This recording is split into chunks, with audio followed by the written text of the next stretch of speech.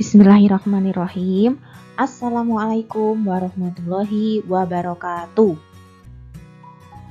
Bagaimana kabarnya anak-anak yang solih dan solihah?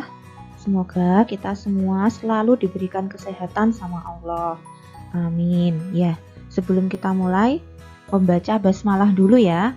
Bismillahirrahmanirrahim.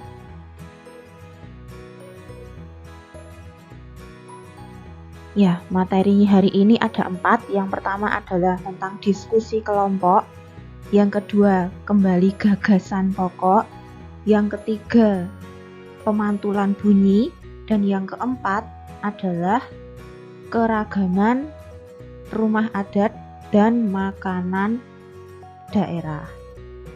Langsung saja ke yang pertama ya, kerjasama di sekolah. Nah, kalau kemarin di subtema 2 sudah dibahas tentang kerjasama di lingkungan masyarakat, ada ronda, ada kerja bakti. Nah, sekarang ada kerjasama di lingkungan sekolah.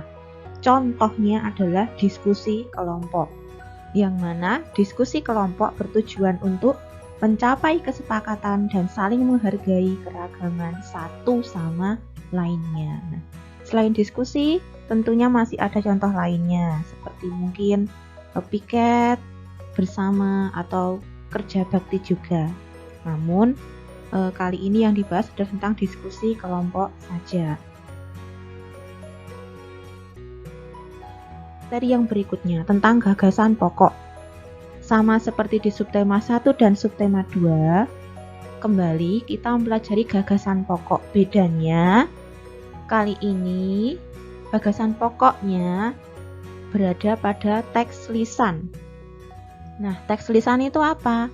Teks yang disampaikan dengan kata-kata melalui ucapan seseorang. Nah, adapun cara-cara menyusun ringkasan dari teks lisan adalah yang pertama, mendengarkan teks lisan. Yang kedua, menulis informasi penting. Yang ketiga, menentukan gagasan pokok dan gagasan pendukung.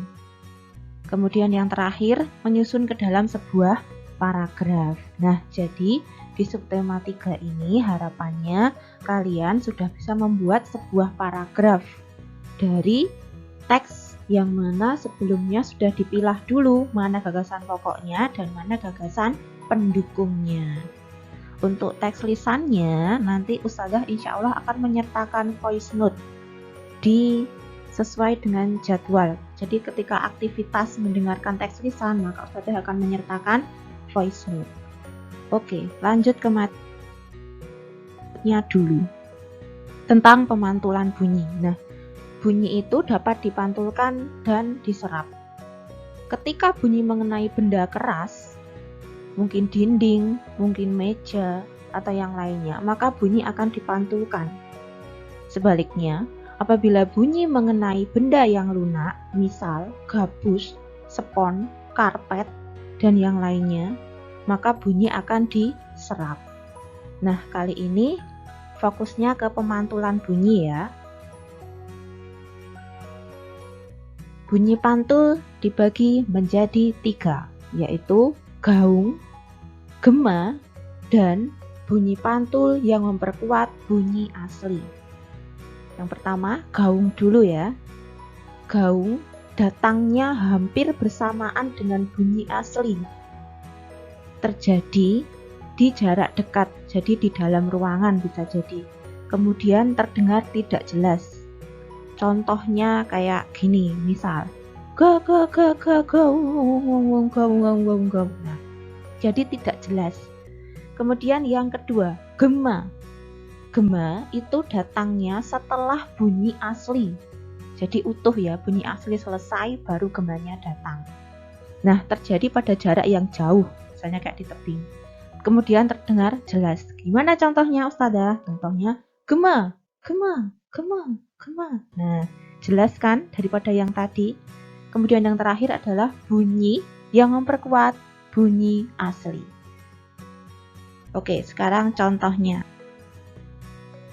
Gaung. Gaung contohnya terjadi di ruangan konser. Ini ruangan konser musik. suaranya di sini akan menggaung. Nah, oleh karena itu supaya tidak menggaung, biasanya di dindingnya akan dilapisi oleh benda-benda yang lunak supaya bunyinya terserap tadi sehingga tidak terjadi gaung. Contoh yang lain dari gaung mungkin bisa jadi selain di ruang konser, juga ada di bioskop, sehingga di dinding bioskop itu sudah dipasangi entah karpet atau benda lunak yang lainnya, itu gaung. Kemudian contoh gema, tadi sudah bilang gaung. Contohnya ketika kita berteriak di tepi jurang atau di tepi tebing, maka nanti suara gemanya akan memantul beberapa saat kemudian. Dan yang terakhir, ini contoh yang bunyi pantul. Buat bunyi asli. Contohnya adalah ketika saat bernyanyi di kamar mandi. Ya nggak boleh ya ini ya. Dalam Islam ini sangat dilarang, tapi kenyataannya ya ada yang melakukan seperti ini, nyanyi di kamar mandi. Memang godaan setan itu begitu besar sehingga dijadikan bunyi ketika bernyanyi di kamar mandi itu kelihatan lebih, kedengaran lebih nyaring, lebih merdu, seolah-olah seperti penyanyi profesional. Tolong jangan sampai dilakukan. Kemudian pemanfaatan dari bunyi pantul.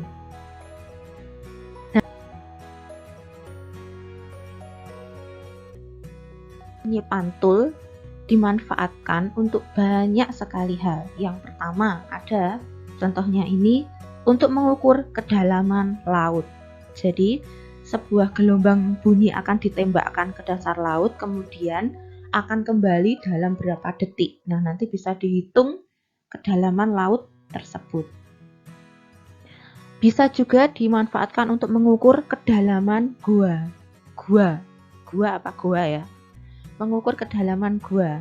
Seperti contoh yang itu ya, yang sebelahnya. Sama prinsipnya kayak mengukur kedalaman laut, jadi ditembakkan gelombang bunyi, nanti tunggu sampai memantul. Memantulnya setelah beberapa detik. Nah, itu bisa dihitung nanti kedalamannya berapa. Selain untuk mengukur kedalaman, bunyi ini juga bisa digunakan untuk mengetahui kondisi janin dalam perut bunda.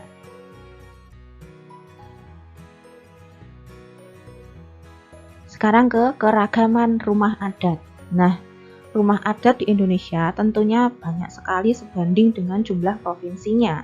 Namun, kali ini Ustadzah tidak akan membahas semuanya, melainkan hanya beberapa saja. Yang pertama, rumah gadang. Rumah gadang berasal dari Sumbar, Sumatera Barat. Mungkin kalau kita sering ke restoran Padang, ke rumah makan Padang, itu sering lihat gambar rumah gadang karena ibu kota Sumatera Barat memang Padang. Lanjut. Berikutnya ada Rumoh Aceh atau Krong Bade. Rumoh Aceh atau Krong Bade berasal dari Aceh.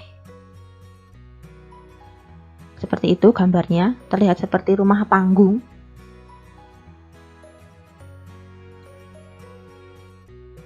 Dan dari Jatim, Jawa Timur, ini daerah kita ya, rumah adatnya namanya Joglo Situbondo. Jadi untuk Jawa itu kebanyakan memang joglo rumah adatnya. Nah, khusus untuk Jatim, joglonya jenis yang Joglo Situbondo.